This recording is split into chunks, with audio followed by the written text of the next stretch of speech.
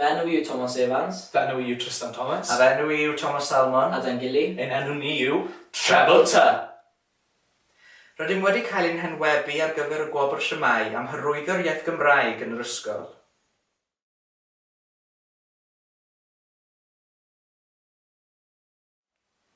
Ein prosiect ni yw radio'r ysgol o'r enw Calon y Coridore, y sefydlwyd gan Catrin Raymond a grŵp o'r chweched yn 2012.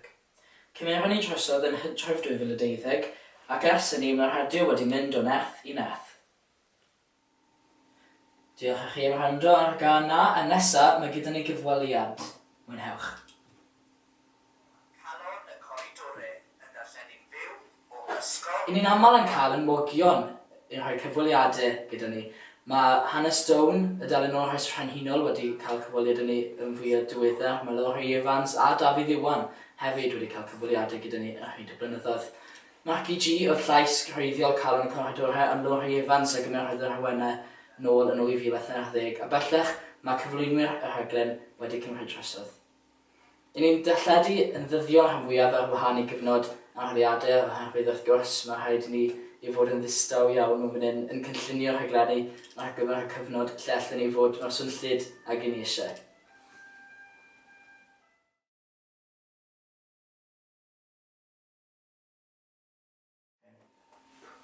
Yn ogystal â chwarae caneuon ar y radio, rydym hefyd yn darlledu raglenni newyddion, tywydd a thrwy'r wythnos ac yn y blaen, ac hefyd rydym wedi creu 2 opera sebon, sef Calon y Cwm a Ysgol Maen Hir.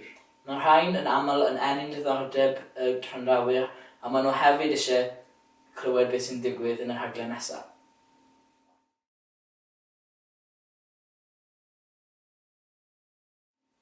Yn y dyfodol, rydym yn gobeithio ehangu y radio gan ymestyn yr uchelsynyddion i'r ganolfan hamdden.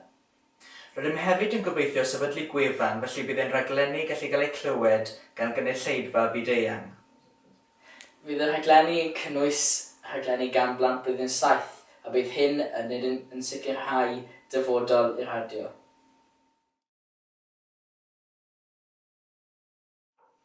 Fy enw yw Michael a rydw i yn blwyddyn 7. Rwy'n hoffi'r radio oherwydd mae'n hybu Cymreictod yn yr ysgol. Enw fi yw Calon a rydw i yn blwyddyn 7 hefyd. Rydw i'n gobeithio pryd mae Tomos a Tristan yn mynd i goleg, byddwn ni'n reoli y radio. Enw i yw Elin a dwi yn blwyddyn 7. Dwi'n hoffi'r radio oherwydd yr amrywiaeth o caneuon sydd yn cael eu chwarae. Yn ystod y cwrs bwrlwm, fe gwnaeth ni y siawns i gwneud y radio gyda'r bechgyn, a roedd hwnna wedi rhoi hyder i ni am wneud yn blwyddyn 7, ble roeddwn ni wedi datblygu ein sgiliau.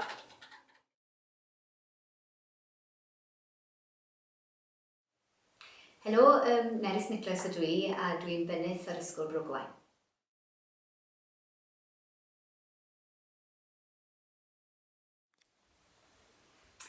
Dwi wedi enwebu 3 disgybl yn yr ysgol, sef Tomos a Tristan.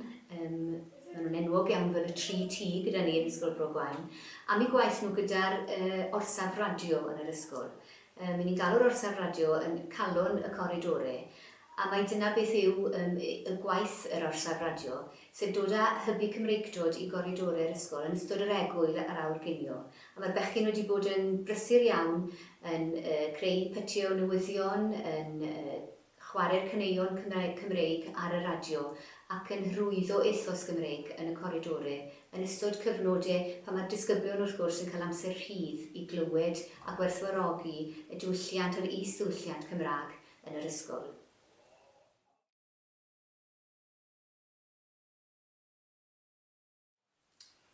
Dwi'n credu bod y 3 bachgen yn llwyrheiddi'r wobr. Maen nhw wedi dangos ymrwymiad i ddatblygu y dernydd o'r iaith Gymraeg trwy ddillian ffurfiol a trwy hybu diwylliant ac is-diwylliant yn yr ysgol.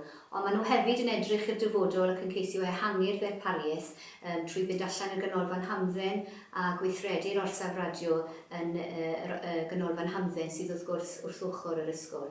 Felly mae'r bechgyn yn gweithio'n galed ac yn cyfrannu'n helys i ethos Gymraeg yr ysgol.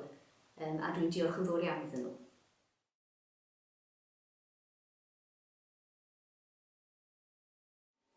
Rydym yn meddwl bod ni'n heiddi'r wobr oherwydd rydym wedi llwyddo i codi'r statws o'r iaith Gymraeg o fewn yr ysgol.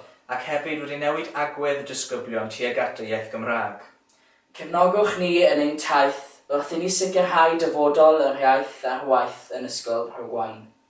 Cefnogwch Treble T.